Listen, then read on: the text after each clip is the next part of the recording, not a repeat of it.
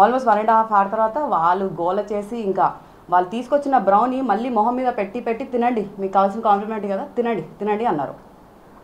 మీరు దాంట్లో ఏమన్నా మిక్స్ చేసి తీసుకొని రావచ్చు, నాకు తెలియదు. Because all of you are behaving like మీరు అందరూ ఏదో వేరే వరల్డ్లో ఉన్నట్టు బిహేవ్ చేస్తున్నారు. సో నాకేం గ్యారంటీ దాంట్లో ఏం మిక్స్ చేయకుండా మీరు తీసుకొచ్చారని. నేను తిన్నాను, కావాలంటే మీరు అందరు తినండి అంటే మాకెవరన్నా ఇట్లా తిరిగి మాకు ఫుడ్ ఇస్తే లేకపోతే మా ఫుడ్ మాకు ఇచ్చినా మేము తిన్నాము, మాకు ఇష్టం లేదు, అది ఒక బెగ్గర్ ఇచ్చినట్టు మేము ఫీల్ అవుతాము, మేము తిన్నాము అంట. బెగ్గర్ అయినా థ్యాంక్ యూ అని చెప్పి తీసుకుంటారండి ఏ ఫుడ్ అయినా. ఎనీవే సో అదైంది. దాని తర్వాత 1.5 hour తర్వాత వాళ్ళు బయట షట్టర్ ఓపెన్ చేసుకొని వాళ్ళే బయట గాలాడుతుందని బయట గాలాడడానికి వాళ్ళు బయటికి వెళ్ళారు. దాని తర్వాత ప్రతి వాడు almost north Indian, south Indian అన్ని లోకల్ ప్లేసెస్ నుంచి ఉన్న స్టాఫ్ అంతా ఉన్నారు. హిందీ, ఇంగ్లీష్, తెలుగు 3 లాంగ్వేజెస్లో అందరికీ నేను చెప్పడం జరుగుతుంది. అసలు మీరు ఒక్కలైనా ఎందుకు మాట్లాడట్లేదు, బేసిక్ కామన్ సెన్స్ ఒక్కరికి కూడా లేదా ఇక్కడ. అంటే ఒక అమ్మాయి మీద వీళ్ళంతా అటాక్ చేస్తున్నారంటే అది లిటరల్లీ రేప్ కిందనే చేస్తున్నారు. వాళ్ళు వాడే వర్డ్స్ కానీ వాళ్ళు చేసే యాక్షన్స్ కానీ it was no less than a rape, verbal rape అని చెప్తా.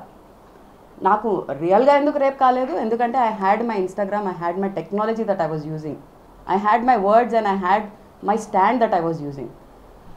సో ఇవన్నీ పక్కన పెడితే వాళ్ళు బయటికి వెళ్ళిన తర్వాత నేను మా ఫ్రెండ్ కూడా అంతలోపల వాళ్ళు ఆ బ్రౌనీ ఇది చేస్తూ ఉంటే నేను నో డిస్రెస్పెక్ట్ టువర్డ్స్ ఫుడ్ అండి, I love food and I respect food lot. నేను ఆ బ్రౌనీ ప్లేట్ కింద టప్పని పడేశాను. మిగిలిపోయిన ఫుడ్ కూడా నేను టప్పని కింద పడేశాను. నాకు అవసరం లేదు, నాకు సంబంధం లేదు, నాకు నీ బిల్లు కూడా వద్దు, బిల్ తీసి కింద పడేయడం జరిగింది. ఎందుకంటే వాళ్ళ మీద నేను చేయి లేపలేకపోయా, because I don't have power.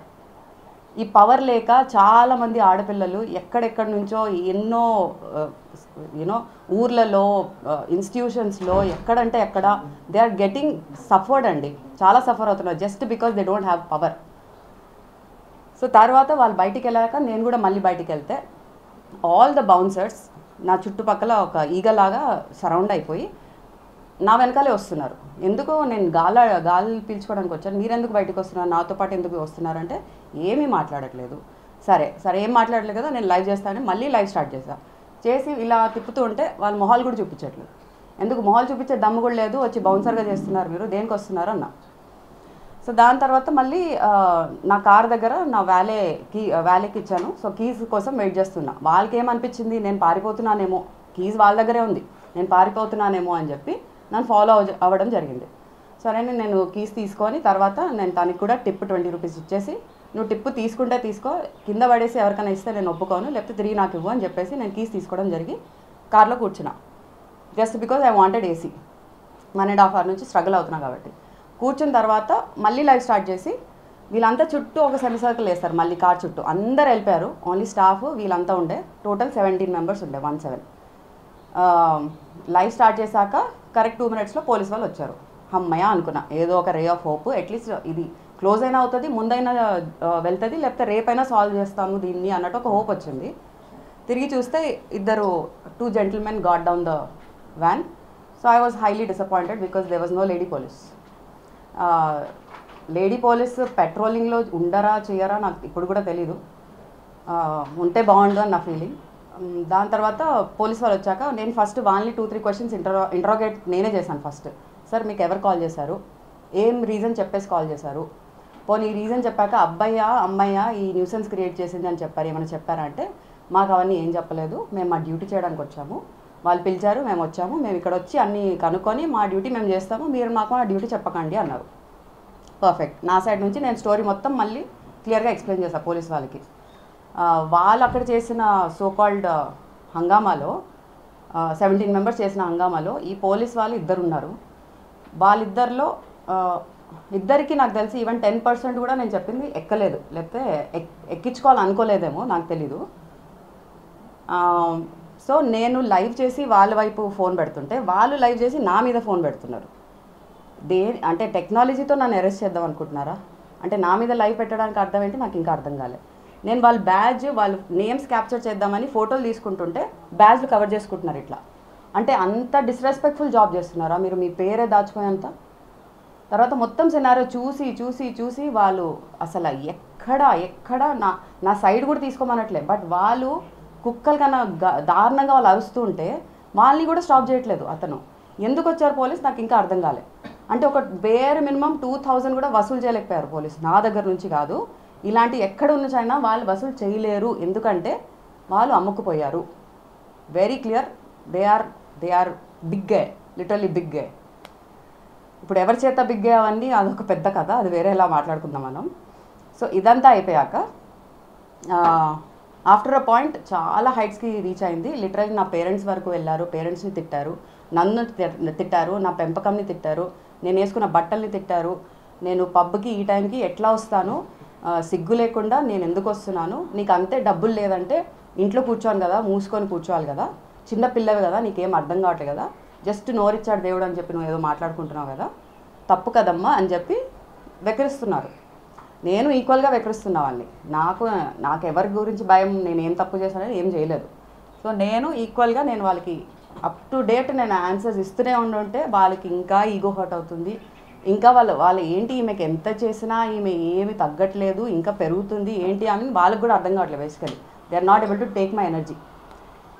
So అది అయిపోయాక ఇంకా ఒక స్టేజ్ తర్వాత చాలా ఓవర్గా చేసేసరికి నేను మళ్ళీ కార్ నుంచి దిగి ఆ లైఫ్ కంటిన్యూ చేసేటప్పుడు మా ఫ్రెండ్ గురించి చెప్పాను కదా, he is a little physically challenge అని, తన మీద అటాక్ చేయడానికి ట్రై చేశారు. ఫిజికల్ అటాక్ అంటే లిటరలీ తను ఇక్కడ నుంచున్నారు, నేను తన ముందుకెళ్ళి నేను చేపెట్టడం జరిగింది. వాళ్ళు I think his name is Anthony. He spoke such filthy language and such body shaming చేశాడు, క్యారెక్టర్ షేమింగ్ చేశాడు, ఇంకా బూతులు అంటే బూతులు మాట్లాడారు ఆ పర్సన్. అంటే నువ్వు ఒక ఆడదాంతో నువ్వు పబ్కి వచ్చావు, ఆడది మాట్లాడుతుంది, నీకు మాట్లాడే ధైర్యం కూడా లేదారా, దీనికోసమారా నువ్వు పబ్కి వచ్చావు, ఆమె బాయ్ ఫ్రెండా లేకపోతే ఆమె బ్రదరా, నువ్వు మగాడంటే చూపించుకొని చూపించుకో అంటున్నాడు. ఓకే, ఎనీవే అదంతా అయిన తర్వాత నేను తన్ని ప్రొటెక్ట్ చేస్తున్నా. నేను తనకి I was just giving him courage. It's okay, I'm there, you don't have to get scared, I will take care of all of this, you don't open your mouth at all, issue నాది, నేను deal చేస్తాను, ఎవ్వరు ముందుకు రావద్దు అని చెప్తూ నేను వాళ్ళకు కూడా I was stopping them. Stop చేస్తుంటే పోలీస్ వాళ్ళైనా పోనీ రియాక్ట్ అవ్వాలా, నా మీద రియాక్ట్ అవుతున్నారు. మేడం మీరు తగ్గితే కానీ వాళ్ళు తగ్గరు. నేను తగ్గడానికి నేను ఏం చేస్తున్నా, నా ఫ్రెండ్ని నేను కాపాడుకుంటున్నా, వాళ్ళు కదా తగ్గాలి, మీరు అక్కడ మాట్లాడండి, నా దగ్గర ఎందుకు మాట్లాడుతున్నారు ప్రతిసారి. మాట్లాడి then he said okay madam మీరు చెప్పారు కదా మీరు డిస్కౌంట్తో మీరు పే చేస్తారని, డిస్కౌంట్ అమౌంట్తోనే పే చేయండి, నేను స్కాన్ కార్డ్ తీసుకొస్తా అన్నారు. సరే తీసుకురండి, నేను పే చేయడానికి రెడీ, 2000 కాదు 10,000 కూడా ఇస్తా, బట్ ఐ వాంట్ అపాలజీ. అందరు కాకపోయినా ఒక్క మగాడైనా అపాలజీ ఇస్తే మస్త్ ప్రశాంతంగా పడుకుంటా అని చెప్పాను. ఒక్కరు ముందుకు రాలే. ఓకే దట్స్ ఫైన్, మీరు నాకు అపాలజీ ఇస్తే నేను పేమెంట్ చేస్తా, లేదు మీరు పేమెంట్ నాకు వద్దు, నువ్వు ఒక పెద్ద బెగ్గర్వి, మీకు అసలు మీరు ఈ ప్రిజంకి రావడమే మాకు పెద్ద కర్స్ అని మీరు ఫీల్ అవుతే నిజంగా మీరు ఒక బెగ్గర్కో మీరు ఒక ఆర్గనైజేషన్కో మీరు డబ్బులు ఇచ్చారనుకొని వదిలేండి, మర్చిపోండి, ఈ ఎపిసోడే మర్చిపోండి, అవసరం లేదు నాకు మీ దొక్కల అపాలజీ కూడా అవసరం లేదు అని చెప్పాను. ఇప్పుడు వాళ్ళకి నేను కంటిన్యూస్గా చెప్తున్నా, నేను ఇంతసేపు 11 o'clock నుంచి 2:30 వరకు పంచాయతీ నడిచింది, ప్రతి హాఫ్ అన్ అవర్ 15 minutesకి చెప్తున్నా లెట్ మీ లీవ్, నాకు ఇక్కడ ఏం సొల్యూషన్ కనిపించట్లే, నాకు మీ అపాలజీస్ కూడా వద్దు, లెట్ మీ లీవ్. పోలీస్ వాళ్ళని అడుగుతున్నా, మీరు ఒప్పుకున్నారు కదా డిస్కౌంటెడ్ ప్రైస్ నేను ఇస్తానంటే, అది కూడా మీరే చెప్పి మీరే మాట మార్చేసుకున్నారు.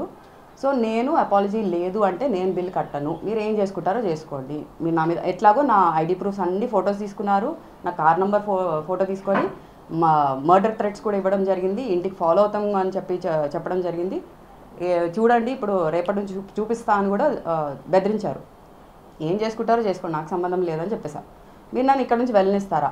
పోనీ ఒక పోలీస్ వాళ్ళు ఇంత న్యూసెన్స్ జరుగుతున్నప్పుడు ఒక 12 దాటిందంటే ఒక అమ్మాయి తన కోసం తను పోరాడుతున్నప్పుడు ఏం చెప్పాలి? మీరు రేపు వచ్చి పోలీస్ స్టేషన్లో మీరు ఇద్దరు పార్టీస్ వచ్చి మాట్లాడండి, ప్రశాంతంగా మనం కాంప్రమైజ్ చేద్దామో సారీలు చెప్పుకుందామో అది తర్వాత పంచాయతీ, రేపు 9 o'clock మీరు అందరు పోలీస్ స్టేషన్కి వస్తే దీన్ని ప్రశాంతంగా డీల్ చేద్దామని చెప్పే హక్కు తనుకుంది.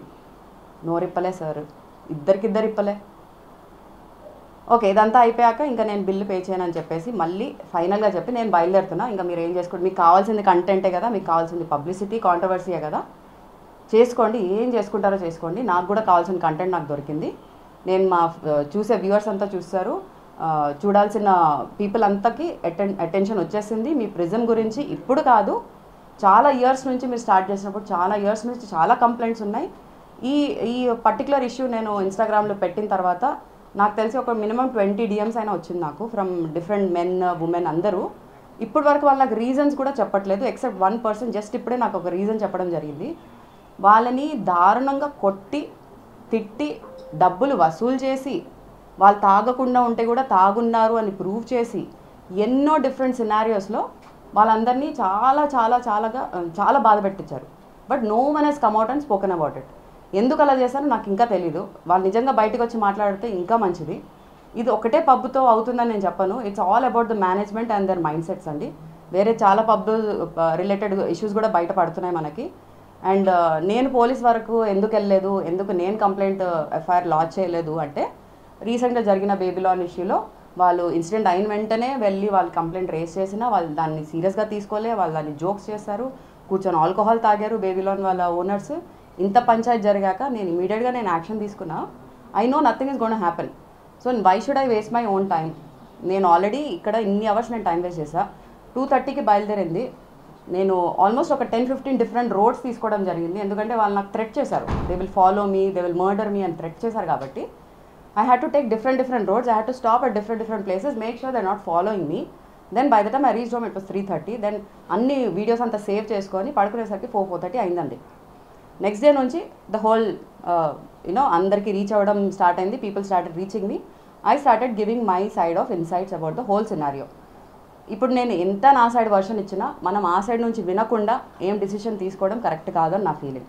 వాళ్ళకి నిజంగా ధైర్యం ఉంటే మీరు ఇవాళ మీరు ప్రిజన్ క్లోజ్ చేసేస్తారేమో, రేపు వేరే కంట్రీకి వెళ్ళి వేరే బిజినెస్ స్టార్ట్ చేస్తారేమో, ఇలానే మీరు లూట్ ఇన్ ఆల్ పాసిబుల్ వేస్ మీరు లూట్ చేస్తారు జనాల్ని.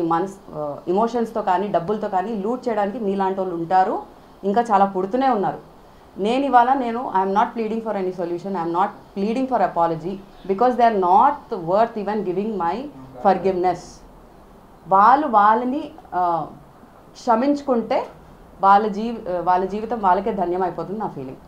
సో నిజంగా వాళ్ళ మదర్ కడుపు నుంచి పుట్టారంటే, వాళ్ళకు ఒక సిస్టర్ ఉన్నారంటే, ఒక డాటర్ ఉన్నారంటే, ఒక ఫ్రెండ్ ఉన్నారంటే, ఫీమేల్ ఫ్రెండ్ ఉన్నారంటే, if they are able to take stand, ఇలానే ఇంకో ప్రెస్ మీట్ చేసి వాళ్ళకి 5 minutesలో బుద్ధి తెప్పిస్తాను.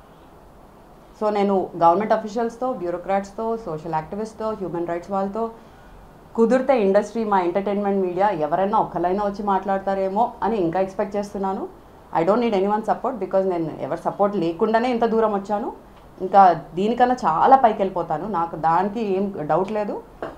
I plead all of you guys to accept మీరు ఎక్కడెక్కడ తప్పు పోతున్నారో మీ ఏరియాస్లో, మీ లొకాలిటీస్లో, మీ సొసైటీస్లో చిన్న చిన్న చేంజెస్ చేసుకొని సొసైటీని బెటర్ ప్లేస్ చేయండి. ఒక ఉమెన్కి కాదు, ఒక హ్యూమన్కి చేయండి. తిరిగి మా ఉమెన్కి కూడా అంతే సేఫ్టీ వచ్చేస్తుంది. So this is my closing statement అండి. వాళ్ళు ఫర్గివ్ చేసేసుకుంటే I think this whole thing has a solution. That's it.